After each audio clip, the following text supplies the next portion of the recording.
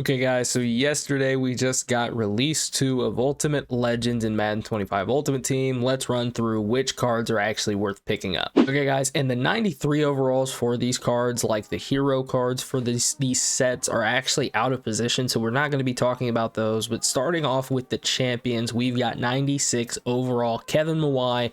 He's got theme teams of Jets, Seahawks, and Titans, which this Titans theme team is starting to get really good in Madden. But if we go ahead and look at his stats, he's got 95 strength, 97 awareness, 95 pass block, 96 run block. The pass block and run block power and finesse move, you guys can decide if you care about that or not. 82 excel, I don't know, 75 speed, if that really matters to you.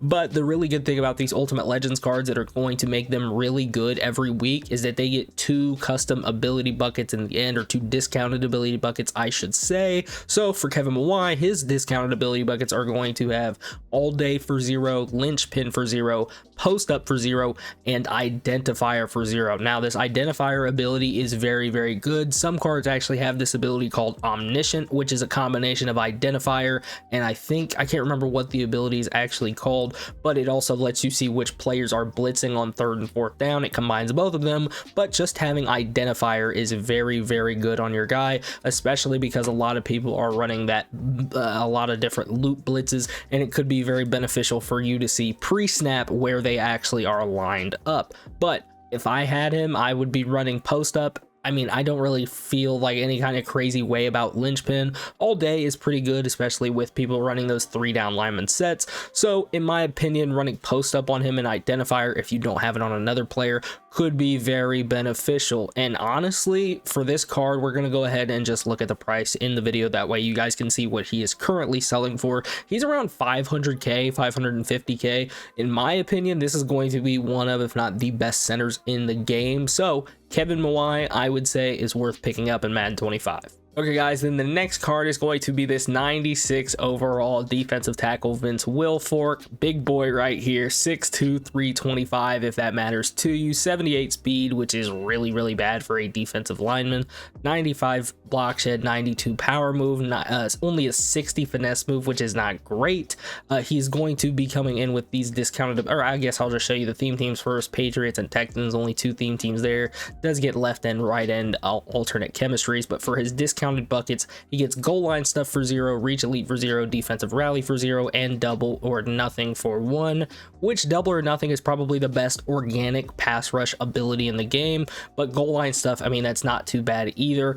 Honestly, this guy I would not have starting. I would just be using him if you're going to have like any kind of backup lineman for any kind of goal line packages. We'll go ahead and look at his price. All of these cards are going to be relatively priced the same. Yeah, he's actually lower than that 500k mark, sitting at 450k.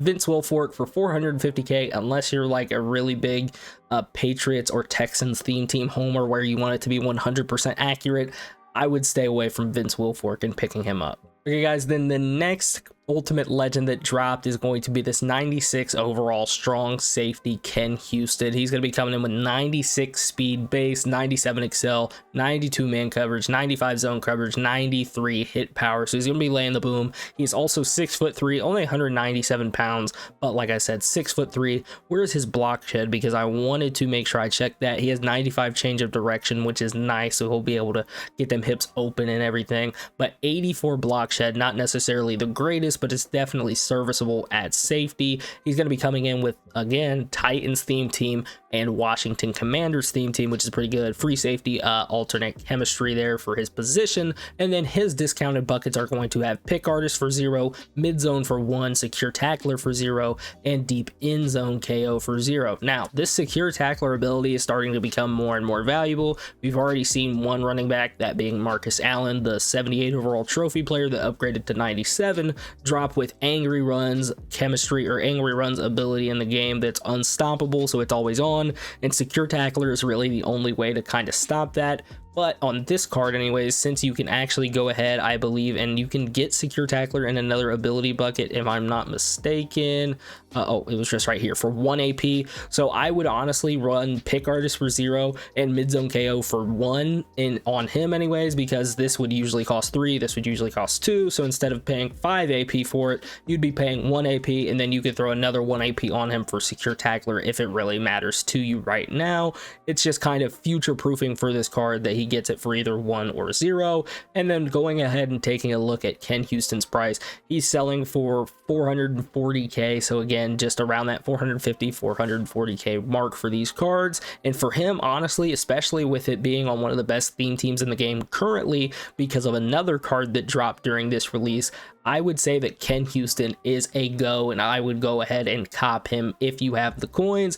I don't think he's necessarily going to be losing value in terms of his play on the field. So Ken Houston, I would say, is worth picking up in the game. Okay, guys, and then next is going to be 96 overall strong arm QB Warren Moon. Now, this card, he's okay. I would say that he's definitely probably in that top 10 of quarterbacks in the game. A lot of people are saying that with his gunslinger ability that you have on him, that's a lot of reason why people will have overthrows in the game, but people are saying that he does not overthrow those. I cannot confirm or deny, but 88 speed on him, 97 throw power, 91 short accuracy, 93 medium accuracy, 95 deep accuracy, 95 throw under pressure. He's going to have 79 strength, only an 81 excel, which is not that great for a quarterback. I understand he was not known as some mobile beast out there, but for his theme teams, he's got Kansas City Chiefs, which is a pretty good theme team. Again, Tennessee Titans is a good one as well. Then Minnesota Vikings and Seattle Seahawks on him as well. Then his last 2 ability buckets, his 2 discounts, he's going to get Conductor for 0, Gunslinger for 2, Inside Deadeye for 1, and Long Range Deadeye for 1. If you're using this card, I would run Conductor on him for 0, Gunslinger on him for 2 right there, and then you're just going to have to figure out whether you want Master Tack on him or if you would rather just spend the 3 AP, which I would, on Backyard QB. So that'll be 5 AP total for that quote-unquote God stack, which you can get cards for a lot better anyways. But if we go ahead and look at his price, it's kind of reflected in that because he's currently selling only for about 300k, whereas as you already just saw, the other cards that dropped in this release are selling for about 550k. So Warren Moon, if you're on a budget, I would say is a cop, but just look out for the price of him compared to like a Josh Allen, like who I'm currently running at quarterback, Josh Allen, or that NFL honors 96 overall Jaden Daniels, who kind of drove down the price of even Josh Allen. So if you could get Josh Allen for a very similar price, the attributes are better and that God stack of abilities are actually better on him as well. So Warren Moon, if you're balling on a budget, I would say is a cop, especially if you're running one of those Titans or Kansas City Chiefs theme teams. But if not, and you just need a quarterback just to use and give you the best chance to win, I would go ahead and cop a Josh Allen instead. But Warren Moon, definitely serviceable in the game. All right, guys, now on to the LTDs. First, starting off, we've got 97 overall middle linebacker Junior Seau. Now, obviously, these cards are going to be LTD, so their attributes are going to be good. But him right here, 95 base speed on a middle linebacker, which a lot of people are running middle linebackers on theme teams. So whether or not that's worth it to you, that's going to be coming down to your personal preference. But 6'3", 255, 95 speed, like I said, 95 excel, 95 block shed, 87 zone coverage. So he will be able to go out there and play a decent amount of zone if you need him to. But his theme teams right here, Chargers, Pats, and Dolphins. Pat's theme team is a really good theme team in the game. So maybe some people, I would see why they would want to pick him up if you're running him 40 out of 40, or if you just have that Devin McCourty card that's going to give you a +1 speed. He'll be bumped up to 96 speed, so he'll definitely be fast enough, I guess. But then looking out also, sorry, he's got alternate chemistries of left outside linebacker and right outside linebacker. I keep saying alternate chemistries instead of alternate positions, my bad. And then for his last 2 ability buckets, he'll either get Secure Tackler, which we already talked about, for 0 AP, Pick Artist for 0, Defensive Rally for 0, and Mid Zone KO for 0, or Mid Zone KO for 1. Now, Pick Artist, I mean, it is a good ability, don't get me wrong, but I feel like Lurk Artist is better. If you're going to be using him, Lurk Artist is going to be better, and it's still only that 1 AP right there. So you could run Lurk Artist for 1, Mid Zone for 1, and Secure Tackler for 0, and then just have an extra extra AP spent and you'll get secure tackler, or you can just do the same thing with running pick artist for 0, mid zone KO for 1, and then secure tackler for 1. And then taking a look at his price for an LTD, he's not insanely priced, which usually means that he's not going to be that great in the game, but he's a 6'3" middle linebacker with 87 zone coverage and a decent theme team in the Patriots. So in my opinion, if you do not run a Patriots theme team, a Dolphins theme team, or a Chargers theme team, I would go ahead, stay away from Junior Seau. You can pick up cards like Ray Nitschke or Burks, who are going to give you about 95% to maybe even over 100% of what this Junior Seau card is going to give you in the game. So Junior Seau, I would go ahead and stay away.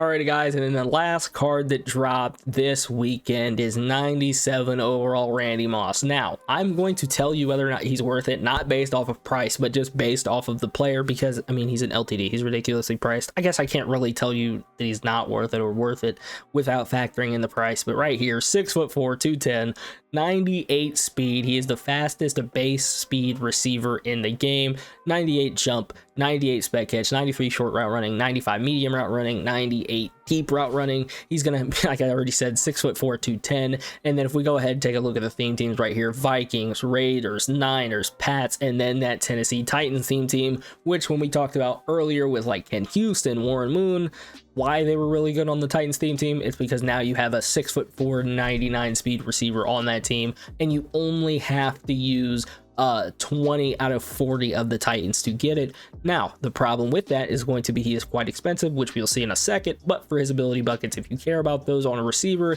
he's going to get 0 AP red zone threat, 0 AP outside apprentice, 0 AP human joystick, which if you are not running human joystick on your receivers, I don't know what you're doing. Currently, every single one of my receivers have human joystick on them just because it helps get them in and out of those turns really quick, especially with not running on aggressive or on regular normal ball carrier. If you're running on conservative, you'll be able to move just like you're kind of on aggressive, or if you are on normal ball carrier in game, but also 1 AP deep out elite. And like I said, his price is just, I mean, he's very expensive, we'll just say that. But yeah, 3.7 mil. So if you're not somebody that has like an insane amount of coins, if you don't have at least 10 million coins, I would tell you that this Randy Moss is not worth picking up. But if you've got like a fully built Tennessee Titans theme team, or Raiders, Niners, any of those theme teams that Randy Moss is on, and you're like, dude, I need this card, he's the final piece, I completely understand this card in game is absolutely going to be worth it, but it's really hard to justify spending 3.7 mil on one card, which just makes it really rough when we talk about a lot of these LTDs and these are they worth buying videos, because they're all just so expensive when they are good.